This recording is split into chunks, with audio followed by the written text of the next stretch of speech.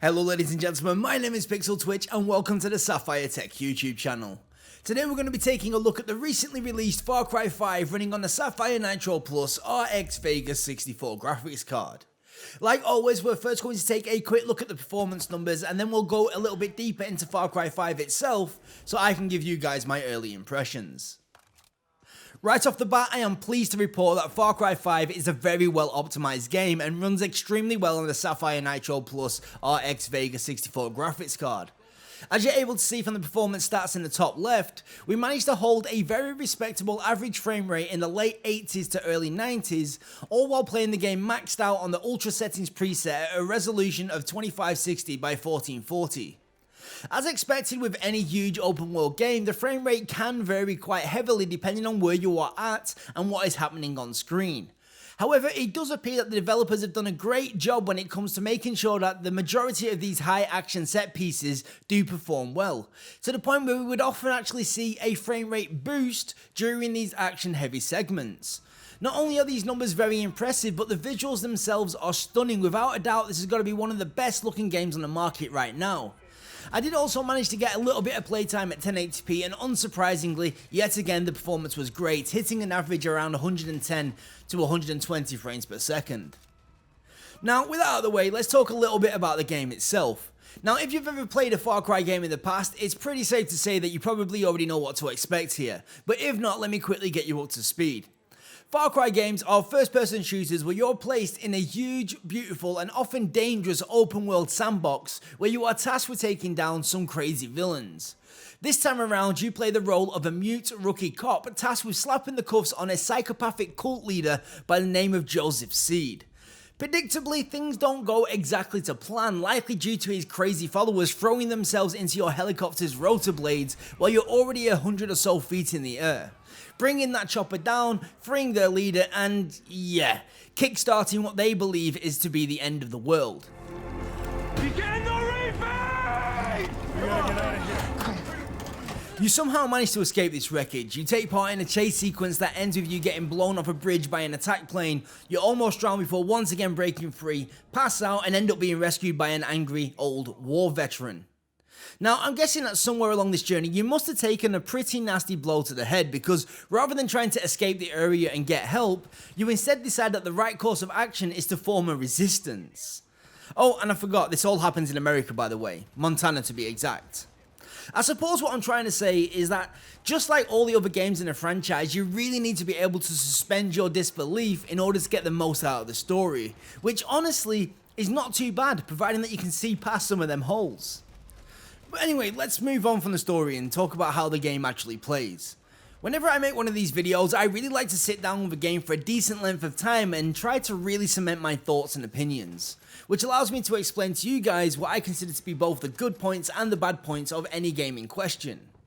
Normally, especially in larger or longer video games, I expect my opinions and feelings to bounce around a little bit before settling down, kinda like how your impressions of a TV series can swing in the space of just a few episodes. However, oddly, that never really happened with Far Cry 5. Now, please don't get me wrong, I'm not saying that this is a bad thing. I actually think this is a very good game, maybe even great. I just never had any of those, oh my god, this is amazing moments, but at the same time, I never had any of those, ugh, this sucks moments either. And I think in many ways that is because Far Cry 5 pretty much just lays out all the cards on the table in the first couple of hours. At least that's very much how it appears to me after around 20 to 30 hours of gameplay. Once you have got a firm grip of the core mechanics, you are pretty much left to your own devices, and it appears that this is pretty much a deliberate path that the developers have chosen to take. For example, progressing the main story requires that you get a certain number of resistance points in each of the game's 3 zones. Upon reaching these resistant point milestones, things start happening. Sometimes it will simply make a new mission become available, sometimes it will spawn enemies around the map in random places, and other times you'll be attacked and kidnapped so you can spend some precious one-on-one time with one of the game's 4 main villains. Hold still. It's supposed to say wrath, not rat. But what really makes this interesting is just how you go around gaining these resistance points, because in many ways it is simply about being active in each of the regions. You get RP from blowing up cult property, capturing outposts, freeing hostages, killing VIPs, and even doing side missions. The whole system is remarkably free-flowing, and it gives you the freedom to play the game pretty much however you would like to play it. You will actually see this freedom through many of the systems and much of the design in Far Cry 5. Most of the time this results in a net positive for the game, however, it does sometimes result in somewhat of a watered down experience. Now honestly, I could spend hours talking about every single mechanic and all the systems that are available to you in this game, but we don't have that kind of time. So what I'm going to do is I'm going to focus on a couple at the end, but right now we're going to rush through some of the mechanics just so you can get an understanding of what this game is all about. Hunting and fishing are the two main ways to earn cash in Far Cry 5.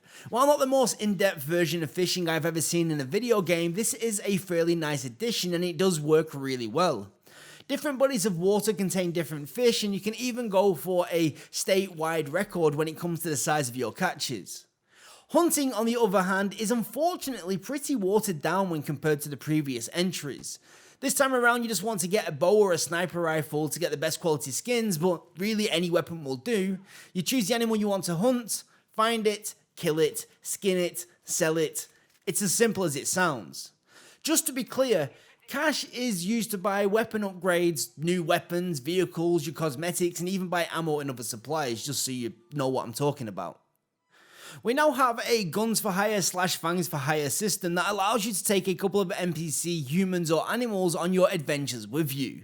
Each of these characters have their own unique perks, motives and personality traits. You can even command them using a context sensitive hotkey, which for the most part works pretty well.